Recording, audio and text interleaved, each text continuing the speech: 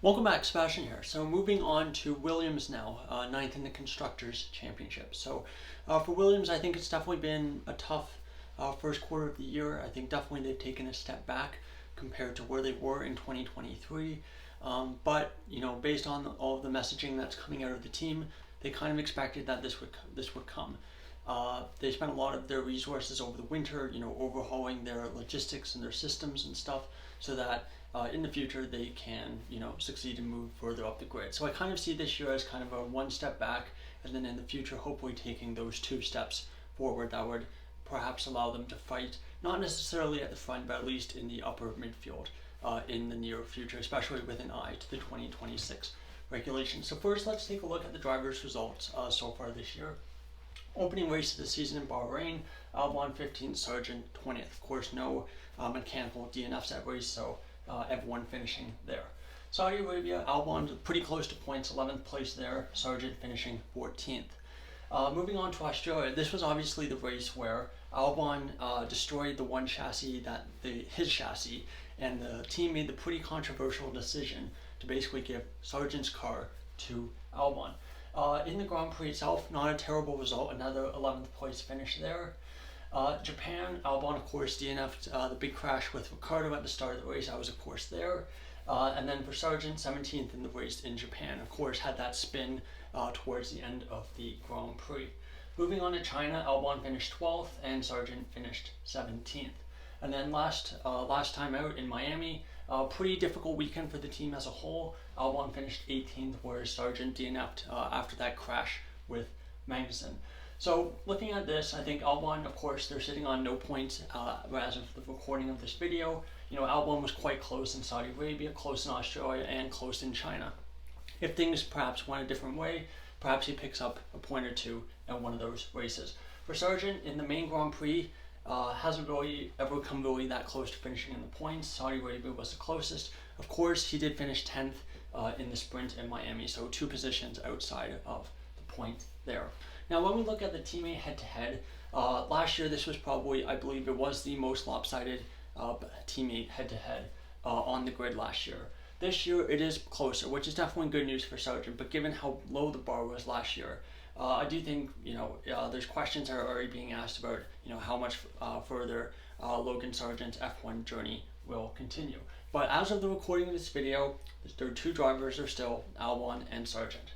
So, points, of course, there's no points at Williams, so they're level there. Average finishing position, 13.86 for Albon, and for Sargent, 16.0. So about 2.2 position difference is a sizable difference, but it's a big improvement from last year. And these statistics do include results from the sprint.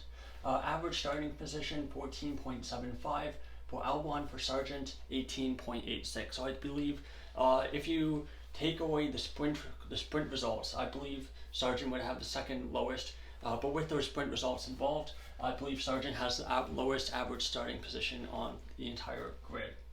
Qualifying head-to-head, these are just the main Grand Prix qualifyings, 5-0 for Albon. Of course, Sargent did not take place in qualifying, take part in qualifying in Australia. Average qualifying gap of 0.417 seconds, so still a pretty big gap, but it is about a 10.5 improvement from his gap from the average gap from last year, which was 0.584. So still a really big gap in qualifying. There is I believe one session where it was a bit of an outlier, but I decided to leave it in. And I think if you remove that, it would probably go down to about 0.3 of a second, but still not great. So I think in qualifying, Sargent definitely still has work to do.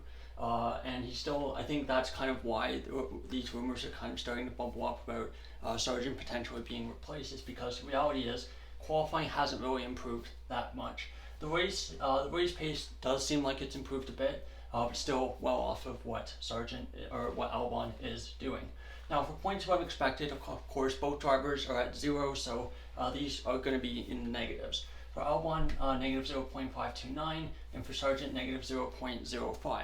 So in the main Grand Prix, Sargent really hasn't been able to put himself in a position, basically in a starting position that's high enough for him to really be able to challenge for points. And for Albon, basically it's a 50-50 chance of whether he would have scored a point as of this point in the season, according to the model. and of course no points as of yet. It's not really the end of the world, but I do think if this continues, if they continue the whole season with no points, I think that would be pretty disappointing. Now, moving on, taking and finishing up with a look at the team through these kind of great ground effect era of regulations. 2022, 8 points, 10th in the constructors. Average pole gap, which is basically on average how far off they were from pole position at each race, and that's only in the dry sessions. 2.257 seconds, which was 10th on the grid. 2023, big improvement, 28 points, 7th in the constructors. Average pole gap 1.299 seconds, which was still 10th, which I was actually quite surprised by. But that group between 7th and 10th very, very close in qualifying.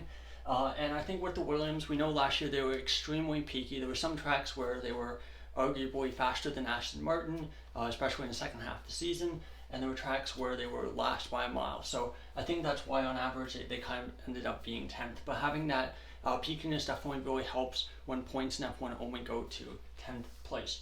Now, of course, 2024, through the first 6 races plus 2 sprints, no points, 9th in the constructors. That will be because Albon's 11th place finishes, being the tiebreaker with himself and Sauber, which I believe is going to be Zhou's 111th place. So 9th in the constructors, average pole gap 1.328 seconds so far, which is a slight decrease or a slight increase, so going backwards a little bit compared to last year, but it is 8th on the grid, so it is ahead of Sauber and it is ahead of Alpine.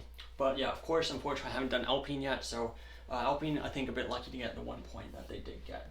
So there you go, there's my kind of look at Williams for the first quarter of the season. And yeah, one more thing before I forget.